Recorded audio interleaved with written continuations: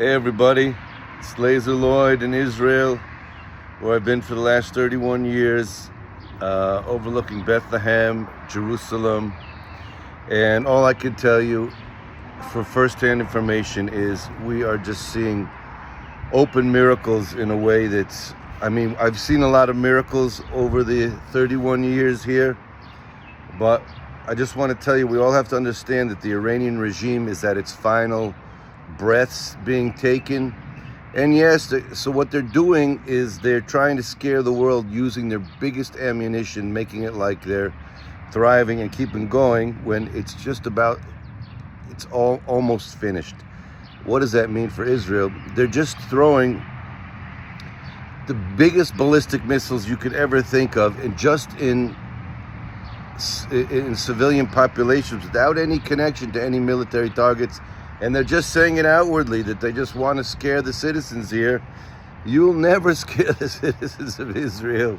It won't work. Yesterday, these bombs that fell in Dimona and Arad, each one of them could easily, in one swoop, kill 500 people.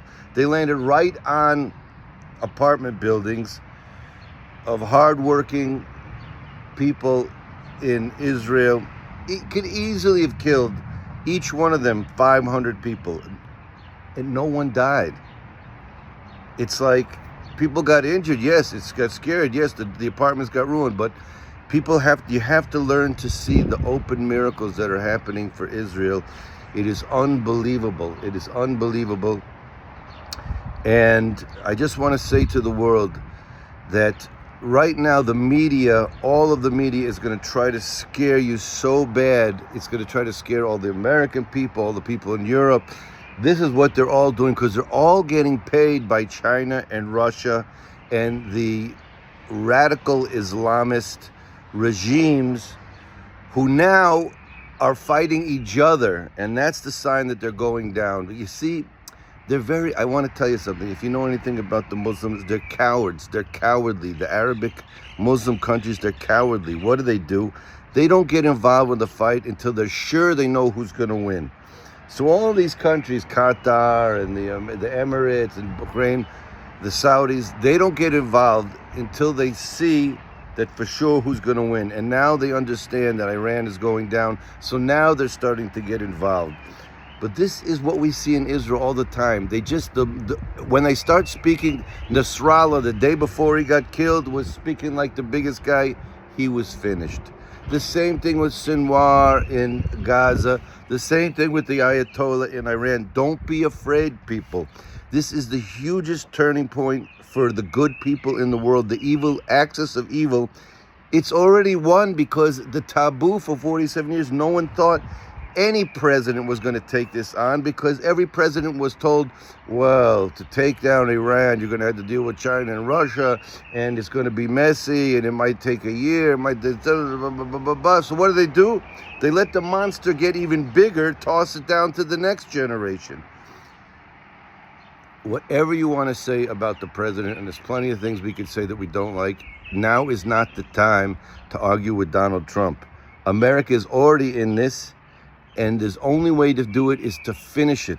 So all the people of the Tuckers of the world and all the other people who are trying to, scare America, all the CNNs, can you believe, no, CNN should be boycotted. No one should watch CNN. They're broadcasting from inside the bunkers of where these ballistic missiles are. What the hell is this? What is the free world doing? They're supporting a terrorist state where's Christine Amanpour? She is the biggest terrorist of all because she acts like she's for peace and for helping out the poor people. She is not.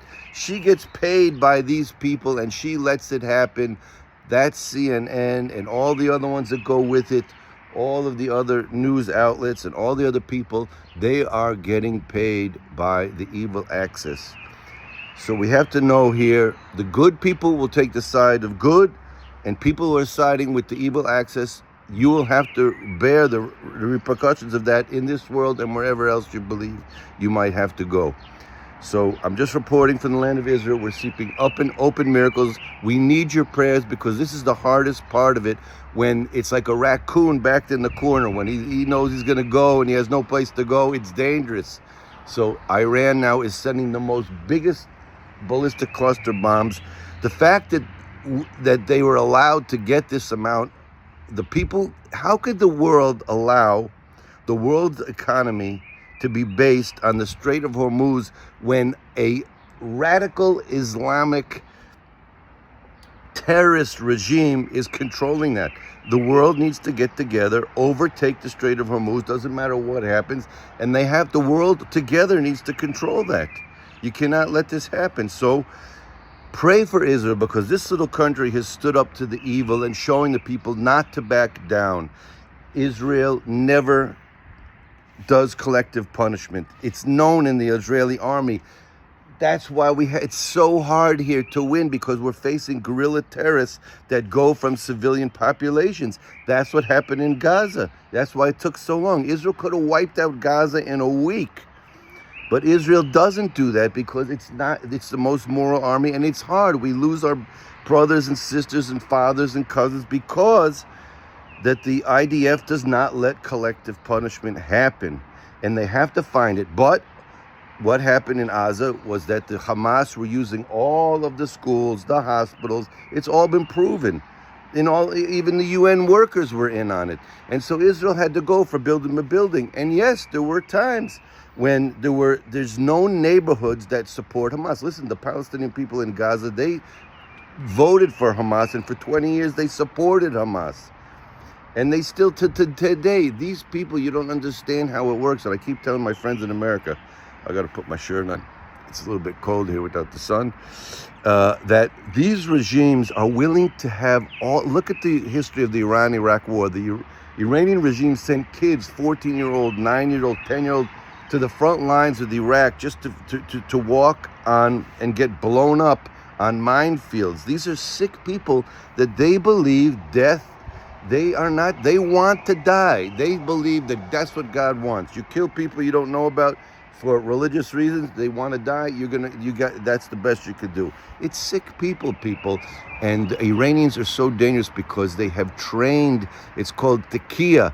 Taqiyya is the Shiite way of lying to the world. They've trained it. They don't all go looking like the Ayatollah with towels around their head, looking like some old scary dude. They teach them to look just like your neighbor, just like the college professor. In America, you have to wake up. A lot of the Iranian regime are teaching in American universities. America, if they're not careful, you're going to get taken over like Europe and the UK. I'm sending you this message. People have to know love and kindness and peace. That is the goal. Compassion. There are times, if you don't stand up to evil, that is the most evil thing you can do. And now there is most definitely an evil regime being supported by evil regimes. And the world will remember that Israel stood against the evil. All the Hamas, the Hezbollah, all these things was the plan from Iran to put a noose around Israel's neck. Why? It's the same reason the Vatican could never come to grips.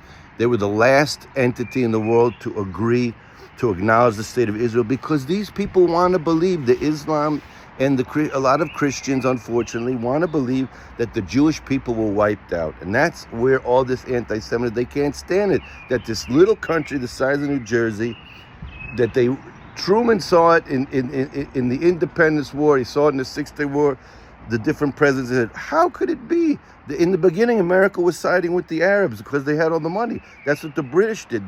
I can give you the whole history of how Israel in the last 150 years legally bought the land, legally got the permission there was no Palestinian people or state. There was Arabs living here, run by the Ottomans from Turkey and then by the British, who agreed with the Balfour Declaration that in 1970 the Jews could come here. And then in the UN gave them the country. Israel has tried, just like you see America try to make peace and in agreements. It never works with these crazy people. Israel, we've been trying it the whole time. Let me ask you, if you look around the world, you see Jewish people. Okay, say maybe gotten this Hollywood scandal, this one. So, do you see murderous people, murderous Jews around the world? No, the Jews tried for 1,800 years to sit quietly wherever they were in every country. It's known. It's the people of the book. When you grow up Jewish, you're raised to have a good education, take care of your family. Those are the two main things. And be a peaceful person, a good neighbor. That's what we're raised on. It doesn't matter what branch of Judaism it is. That's what we do. That's why you don't hear of any of the Jews conquering any other countries all over the world. But in Israel, the Arab local population was radicalized. If you look at the Peel Commission in 1936, I can give you the whole history to explain, and you'll see exactly why Israel is always done the right thing here, always given a chance for peace, and the local population here is always taken over by 30% radicals. The majority of the population, listen, we have 1.8 million Muslims as full-fledged citizens in the state of Israel living here. Happy to be living here, happy to be under Jewish rule. They have all the rights of every Jewish people, except they don't have to go into the army. But the people who are stuck in the middle, because the Arab countries, instead of when the UN made the partition plan and the Palestinians agreeing, they, at those times, they weren't the Palestinians until 1967. There was no Arafat. There was just the local mufti who was siding with Hitler.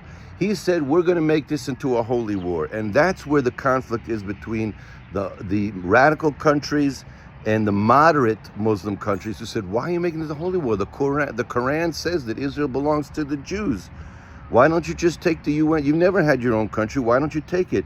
And it's because religious reasons, like I'm telling you, the Christian anti-Semitism, the Muslim anti-Semitism, not from all Christians, not from all Muslims, but so many of them, it doesn't matter how much I explain the truth, they can't stand that the Jewish people survive because they've been told that God forsake the Jews. And I'm here from the land of Israel telling you, never been forsaken, never scared, never bowed down to evil.